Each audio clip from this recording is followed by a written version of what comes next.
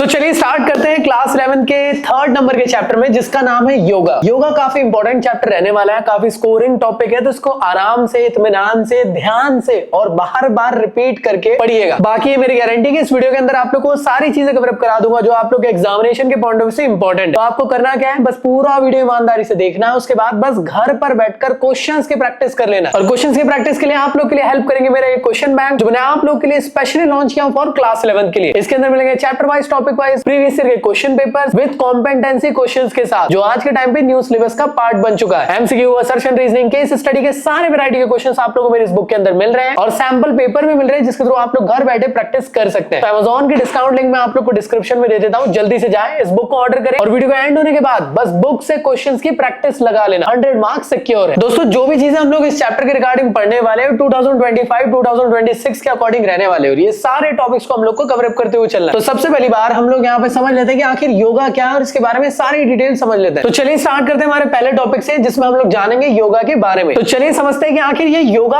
होता क्या है। तो योगा बेसिकली युज वर्ड से डिराइव है, जो कि संस्कृत का वर्ड है, जिसका मतलब होता है टू ज्वाइन या फिर टू यूनाइट। योगा के बेसिकली दो डेफिनेशंस आप लोग को देखने को मिलेंगे। सबसे पहला होता है रिलीजियस पॉइंट ऑफ व्यू से, उसमें योगा की डेफिनेशन कुछ इस तरीके से बताई गई है कि योगा बेसिकली एक मेडिटेशन है, जिसमें आप लोग आत्मा की परमात्मा से मिलन कराते हो, मतलब यूनिफिकेशन कराने की कोशिश करते हो। बाकी अगर दूसरी डेफिनेशन पे जाए फिजिकल एजुकेशन के पॉइंट ऑफ व्यू से, तो योगा एक फॉर्म ऑफ एक्सरसाइजेस है, जिसके थ्रू आप लोग फिजिकली मेंटली अपने आप को बेटर रख सकते हो, स्ट्रेस से दूर रह सकते हो और योगा की ब्रीथिंग टेक्निक्स के थ्रू रेस्पिरेशन को बेटर कर सकते हो। तो योगा के बारे में डिफरेंट डेफिनेशन यहाँ पे बताई गई है। महर्षि वेद व्यास ने डेफिनेशन बनाया है, आप इसको एग्जामिनेशन में भी कोट कर सकते हो। इन्होंने कहा है कि yoga is attaining the pose. Patanjali ji ने योगा के बारे में कहा है सप्रेशन और modification of mind is yoga. तो चलिए जान लेते हैं कि आखिर क्या इंपॉर्टेंस होते हैं योगा के। तो सबसे पहला इंपॉर्टेंट बेनिफिट आप लोग को मिलता है, वो फिजिकल प्यूरिटी आप लोग को यहाँ देखने को मिलती है। अगर आप लोग को ओबेसिटी है तो वो आप लोग की रिड्यूस होगी और आप लोग और ज्यादा सुंदर दिखोगे। आप अपनी हेल्थ को इंप्रूव कर सकते हो, मेंटल टेंशन को दूर कर सकते हो, बॉडी को रिलैक्स कर सकते हो, अपने पोस्चर को करेक्ट कर सकते हो, जो कि आज के टाइम में एक मेजर प्रॉब्लम बन चुका है। आप अपनी फ्लेक्सिबिलिटी इंक्रीज करना चाहते हो बॉडी, तो उसको भी इंक्रीज कर सकते हो और डिफरेंट टाइप के डिसीजेस को भी यहाँ से ठीक कर सकते हो। और साथ में अगर आप लोग स्पिरिचुअली अपने आप को बेटर करना चाहते हो तो वो भी आप लोग स्पिरिचुअलिटी डेवलप कर सकते हो योगा के मदद से। तो चलिए बात करते हैं इसके इंपॉर्टेंट टॉपिक के बारे में, जिसका नाम है अष्टांग योगा। तो दोस्तों अष्टांग योगा के बारे में एंशिएंट इंडियन क्लासिकल योगा के अंदर बताया गया है। पतंजलि जी ने ऐसा कहा है कि जो योगा है बेसिकली वो 8 एलिमेंट्स या मैं कह सकता हूं अष्टांग से बने। अष्टांग का मतलब होता है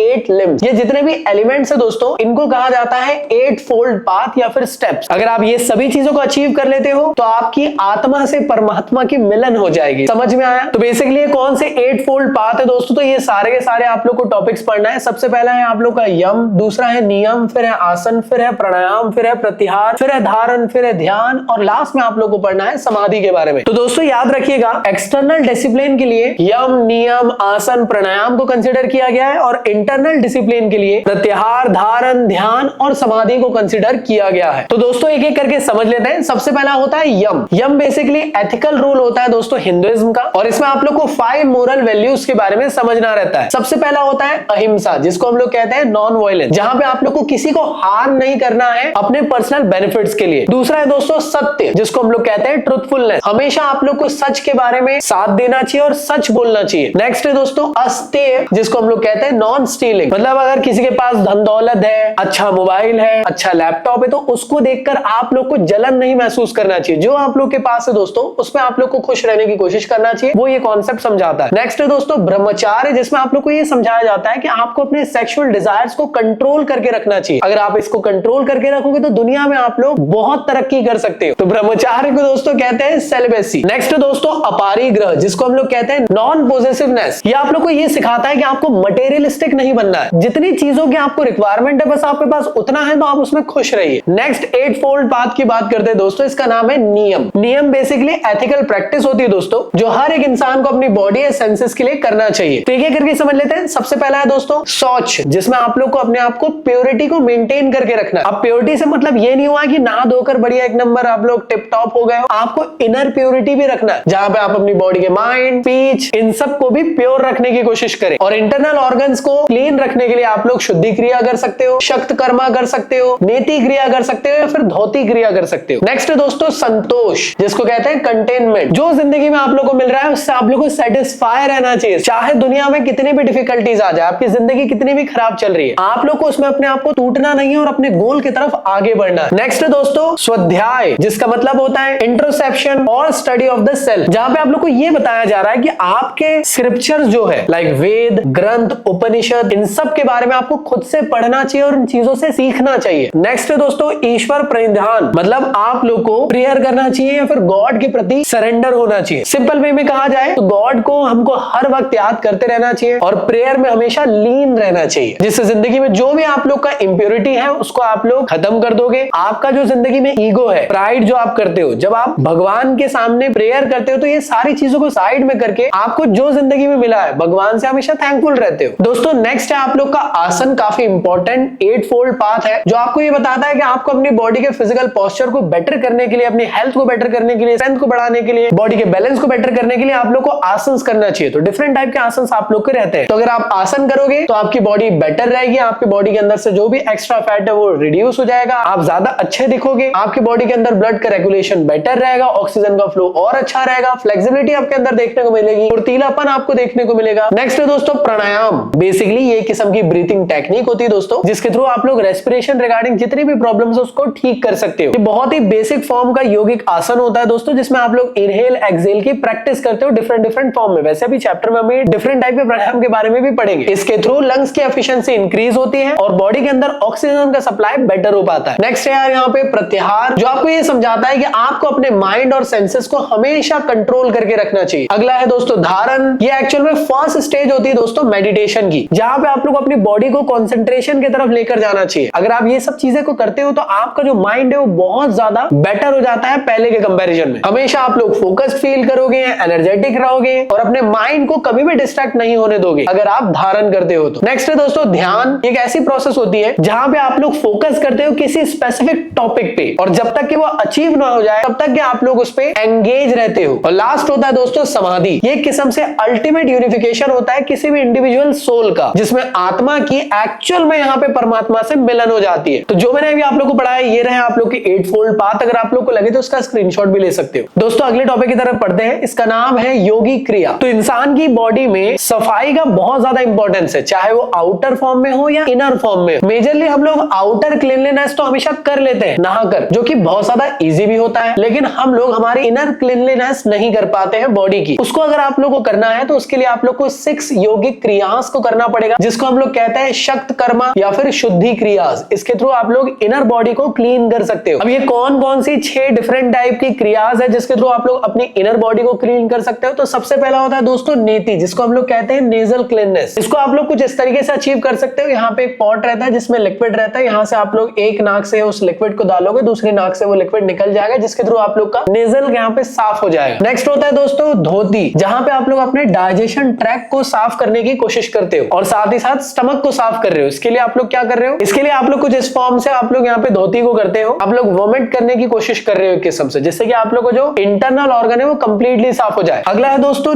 नॉली, जिसे हम लोग कहते हैं एब्डोमिनल मसाज। कई बार आपने रामदेव बाबा को देखे होंगे इसको करते हुए, कुछ इस फॉर्म में आप लोग को करना रहता है इसको, जिससे आप लोग का जो एब्डोमिनल है उसकी कंप्लीट मसाज हो जाती है। अगला है दोस्तों कपालभाति, जिसमें आप लोग अपने लंग्स को प्यूरिफाई करने की कोशिश करते हो। बेसिकली कपालभाति एक फॉर्म का प्राणायाम होता है। अगला है दोस्तों बस्ती, जिसमें आप लोग अपने कॉलन को क्लीन कर रहे हो। तो इसके लिए आप लोग को करना क्या है, जहां से आप लोग का वेस्ट प्रोडक्ट निकलता है वहां पे आप लोग को एक नॉर्मल पाइप की तरह फंसाना रहता है और वहां से लिक्विड को भेजा जाता है, जिसके थ्रू आप लोग का इंटेस्टाइन जो है दोस्तों वो साफ हो जाता है। और लास्ट होता है दोस्तों त्राटक, जिसे कहते हैं प्यूरिफिकेशन ऑफ द आईज। इसमें आप लोग को एक मोमबत्ती लेना है, कैंडल लेना है और उसको कंटिन्यूअसली देखते रहना है। यहाँ पे आप लोग को अपनी पलकों को यहाँ पे झपकाना नहीं है, कंटिन्यू देखते रहना, जिससे आपकी आंखों से पानी निकलने लग जाएगा और वो क्लीन होने लग जाएगी। मेरे ख्याल से तुम लोग को ये चीज क्लियर हो गई होगी। अगले टॉपिक की तरफ बढ़ते हैं जिसका नाम है प्राणायाम। तो प्राणायाम बेसिकली एक किस्म की ब्रीथिंग टेक्निक होती है दोस्तों, जिसके थ्रू आप लोग अपने रेस्पिरेशन को बेटर कर सकते हो, ऑक्सीजन के सप्लाई को बेटर कर सकते हो बॉडी के अंदर और लंग की एफिशिएंसी को इंक्रीज कर सकते हो। इसे हम लोग योगिक ब्रीथिंग के नाम से भी जानते हैं और डिफरेंट टाइप के ब्रीथिंग पैटर्न्स आप लोग इसके अंदर देखने को मिलेंगे डिफरेंट टाइप के प्राणायाम के अंदर। तो बेसिकली इतने टाइप के आप लोग को प्राणायाम होते हैं और याद रखना प्राणायाम को हाथा योगा के अंदर कंसीडर किया गया। तो सबसे पहले आप लोग पढ़ेंगे अनुलोम विलोम, फिर पढ़ेंगे सूर्य भेदन प्राणायाम, फिर पढ़ेंगे उज्जयी प्राणायाम, फिर पढ़ेंगे ब्रह्मारी प्राणायाम, फिर पढ़ेंगे शीतारी प्राणायाम और लास्ट में पढ़ेंगे शीताली प्राणायाम। सबसे पहले हम लोग देखने वाले दोस्तों अनुलोम विलोम। ये काफी इंपॉर्टेंट प्राणायाम है जहां पे आप लोग सांस को इनहेल कर रहे हो, फिर होल्ड कर रहे हो, फिर एक्सहेल कर रहे हो। यहाँ पे आप लोग को अल्टरनेटिव नॉस्ट्रल ब्रीथिंग के फॉर्म में इसको भी जाना जाता है, क्योंकि जिस नाक से सांस ली जा रही है उसके बाद होल्ड करना है और अगले से छोड़ना है, और आप लोग को इसको रिपीटेड फॉर्म में करना है। और साथ ही साथ जैसे एक बार इससे सांस लिए और इससे छोड़ दिए, तो फिर एक बार इससे लोगे इससे छोड़ोगे, तो अल्टरनेट फॉर्म में आप लोग को चलना, मतलब हाथ का दूसरा यूज करना है, इससे लिए इससे छोड़ना है। आप अपने हाथों को कुछ इस तरीके से करते हुए चलना है। इसके बेनिफिट क्या है दोस्तों? ये नींद आपको अच्छी देगा, आपकी ग्लोइंग स्किन रहेगी, आपका मूड हमेशा बेटर रहेगा, आपको अगर आपको माइग्रेन जैसा प्रॉब्लम है तो वो ठीक करेगा, अगर कुछ स्पेसिफिक सर्टेन कंडीशंस में आप लोग को प्रॉब्लम है तो उसको इंप्रूव करेगा, और आप लोग को माइंड को रिलैक्स रखेगा। नेक्स्ट होता है दोस्तों सूर्य भेदन प्राणायाम। सूर्य भेदन में सूर्य का मतलब होता है सन, भेदन का मतलब होता है दोस्तों टू गो थ्रू।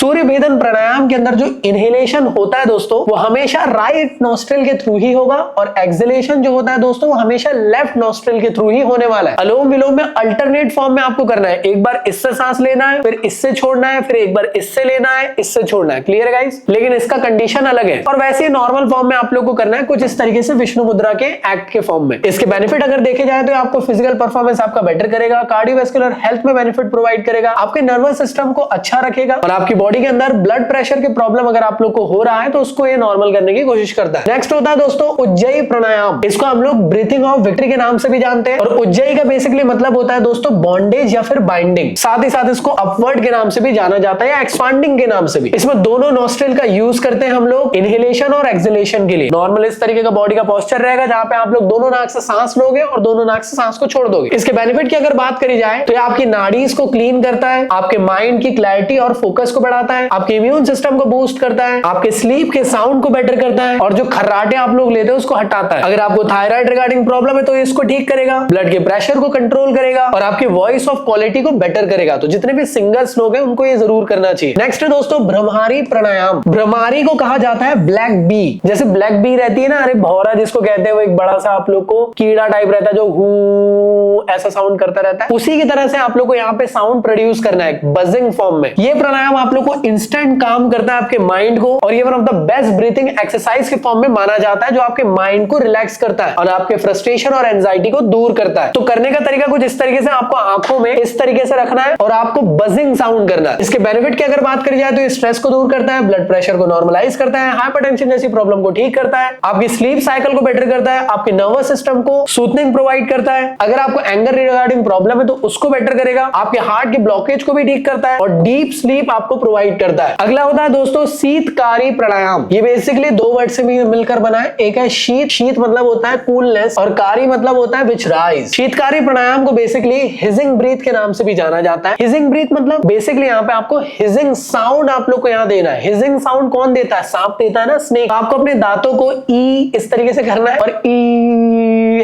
ऐसे करोगे तो ये हिजिंग साउंड आ जाएगा। तो ये वन ऑफ द बेस्ट प्राणायाम होता है दोस्तों बॉडी को शांत करने के लिए और आपके माइंड को रिलैक्स करने के लिए। तो इसके थ्रू क्या क्या बेनिफिट हो रहे हैं? ये आपकी बॉडी के माइंड को कंट्रोल कर रहा है, आपकी हेल्थ को अच्छा रखा है, अगर आपको इंडाइजेशन रिगार्डिंग प्रॉब्लम है तो उसको ठीक करता है, अगर आपको फीवर वगैरह आ चुका है तो उसको ये ठीक करेगा, आपके स्ट्रेस को रिड्यूस करेगा, हाई ब्लड प्रेशर के जैसे प्रॉब्लम को ये ठीक करता है, अगर बॉडी के अंदर माउथ और टंग के अलाइनमेंट अगर खराब हो चुका है, टीथ का अलाइनमेंट खराब हो चुका है तो उसको सही करता है, डिप्रेशन से दूर रहता है, हंगर, स्लीप और लेजीनेस जैसी प्रॉब्लम को ये ठीक करता है, साथ ही साथ आपके गम और टीथ की हेल्थ को बेटर करता है। अगला है दोस्तों शीताली प्राणायाम, जिसे हम लोग कूलिंग ब्रीथ के नाम से भी जानते हैं। ये बेसिकली आपके बॉडी के माइंड और इमोशंस पे यहाँ पे कंट्रोल रखने की कोशिश करता है। तो बेसिकली शीताली प्राणायाम में शीत का मतलब होता है ठंडा, और शीतल का मतलब होता है दोस्तों काम करना या फिर सूथनिंग देना। तो इसमें करना क्या, आप लोग को प्राणायाम की पोजीशन में आना है, लेकिन अपनी टंग को यू शेप में कर लेना। जब आप ऐसी टंग करके सांस लेने की कोशिश करोगे तो ठंडा ठंडा फील होता है। एक बार ट्राई करिए, अपनी टंग को यू शेप में करो और सांस अंदर लो। तो वैसे ही नॉर्मली आप लोग को इनहेल करना है टंग को रोल करके, और एक्सहेल करना है अपनी नाक से। तो शीताली प्राणायाम के बेनिफिट क्या होते हैं दोस्तों? ये आपके पित्त को बैलेंस करके रखता है, आपकी बॉडी को कूल डाउन करता है, आपके पेट में अगर जलन हो रही हो तो उसको रिड्यूस करता है, और आपके डाइजेशन को बेटर रखता है। अगर एसिडिटी जैसी प्रॉब्लम आपको हो रही तो उसको ठीक करेगा, स्किन में अगर इन्फ्लेमेशन हो चुका है तो उसको ठीक करेगा, बॉडी को काम डाउन करेगा। तो ये सारे के सारे बेनिफिट्स आप लोग को देखने को मिल रहे हैं। अगले टॉपिक की तरफ बढ़ते हैं दोस्तों। अगला टॉपिक है कि active lifestyle and stress management क्या योगा के थ्रू हो पाता है? तो बेशक हो पाता है। जैसे आप जानते हो कि आज के टाइम में एक्टिव लाइफस्टाइल लोगों की है नहीं, हर कोई अपने काम में इतना ज्यादा बिजी हो चुका है कि वो खुद पे ध्यान नहीं दे पाता। तो अगर वो चाहता है कि अपनी बॉडी पे भी वो काम कर सके, तो अगर वो डेली थोड़ा टाइम से 15 से 20 मिनट योगा के लिए निकाल ले, तो उसकी बॉडी फिजिकली फिट रहेगी, मेंटली भी स्ट्रांग रहेगी। तो मैं ये कह सकता हूँ एक्टिव लाइफस्टाइल और स्ट्रेस मैनेजमेंट के लिए yoga one of the best option आप लोग के लिए हो सकता है, जो आप लोग की बॉडी के फिजिकल बेनिफिट भी देगा, साथ ही साथ मेंटल हेल्थ को भी सही रखेगा। योगा एक्चुअल में दोनों चीजों के लिए बेटर है, आज से नहीं एंशिएंट प्रैक्टिस से इसको किया जा रहा है फॉर फिजिकल पोस्चर को बेटर करने के लिए, अपनी ब्रीथिंग टेक्निक को सही रखने के लिए